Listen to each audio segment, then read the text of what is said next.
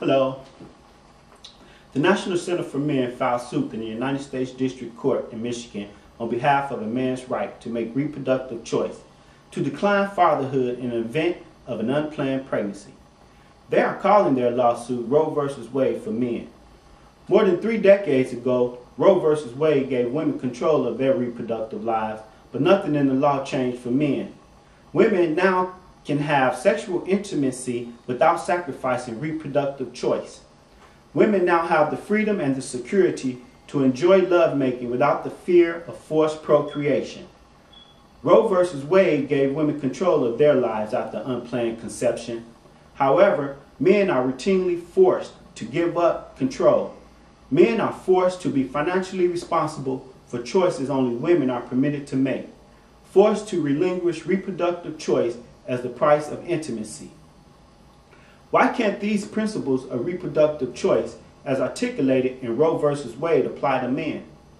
Why can't men be granted equal protection of the laws which safeguard the right of women to make family planning decisions after intercourse? At a time of reproductive freedom for women, fatherhood must be more than a matter of DNA. A man must choose to be a father in the same way that a woman chooses to be a mother in the event of an unplanned pregnancy. Why are women not required to share reproductive freedom with men in an event of this unplanned pregnancy? Ultimately, the practical intent and the effect of Roe v. Wade was to permit women to make the following choice: to engage in intimate sexual activity while at the same time choosing not to be a parent, even in the event of a contraceptive failure. No matter what legal analysis is applied, that is the fundamental right created by Roe. Now, the Supreme Court specifically rejected the argument as put forth by Wade that women can make procreative choice by abstaining from sex. Clearly, the court intended for a woman to have a private, intimate life without sacrificing the right to make procreative choice. By this very nature, this is a fundamental right that applies regardless of biology. It cannot survive both as a fundamental right and as a limited right, limited only to people with internal reproductive systems. When it comes to unwanted, unborn children, men have responsibilities without rights.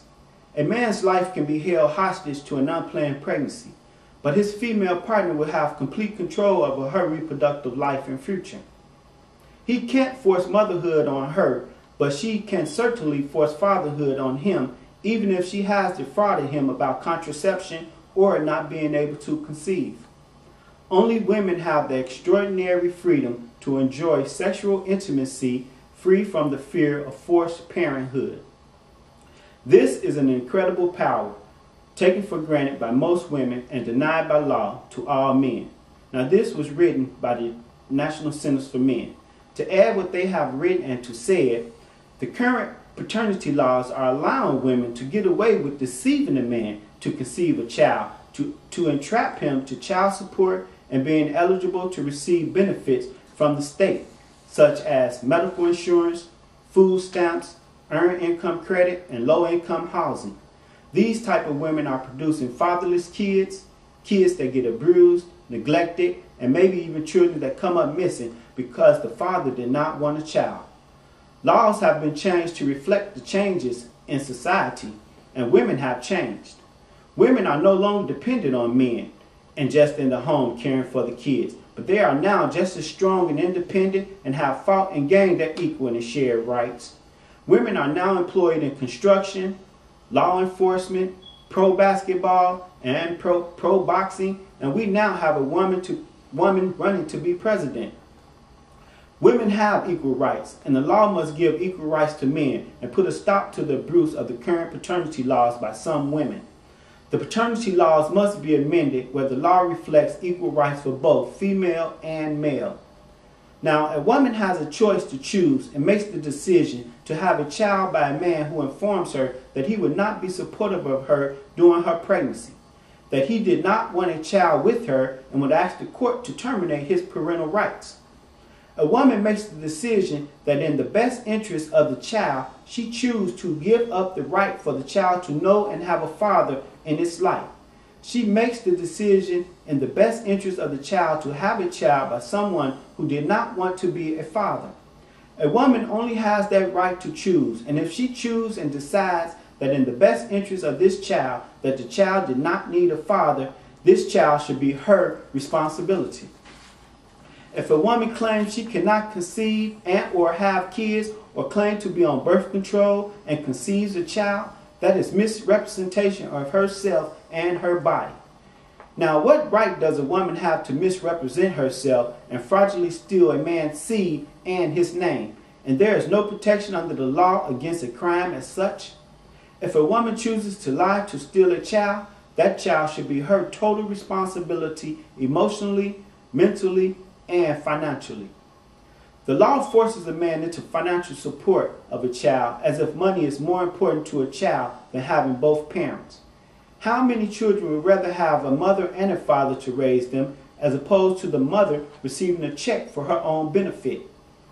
If the courts must force a father, why not force that father to be a father to the child, provide the necessary support, and allow him to take care of the child to the best of his ability, ensuring that that child has both parents in his life? America, being a capitalist country, says financial support is more important and must be enforced rather than fatherhood.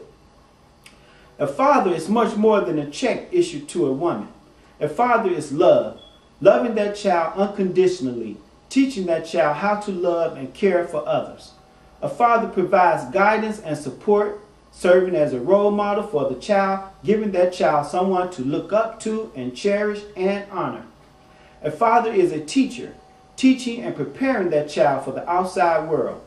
A father is also a friend, being there to listen to the child's concerns and needs and sharing his own life experiences with that child, ensuring that that child grows up healthy and strong to become a good citizen. If a mother chooses to give up all these benefits for her own beneficial gain, she is undeserving and unfit to be a mother. Now, for the mothers out there that disagree with me, don't get me wrong. I'm not saying that a father should not take care of his responsibilities and be responsible for his children. Yes, he should. A man should step up and be a father and take care of his kids. My argument here that I agree with the National Centers for Men is that if in an event of an unplanned pregnancy, and if a woman claims that she could not conceive and or have kids, at that point, why should not a man have the right and a choice to choose, the same as that woman has to decline fatherhood?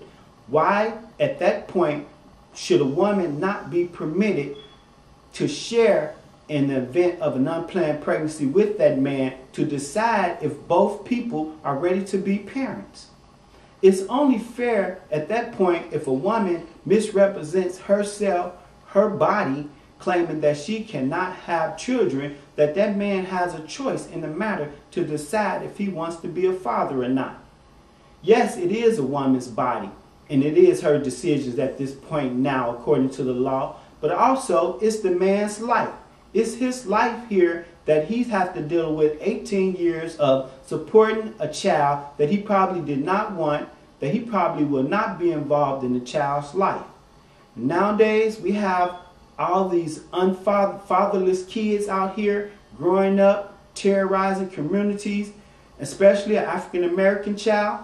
At the age of 13, 14, 15, that kid would be out here smoking marijuana, drinking, and doing all type of stuff without a father in his life.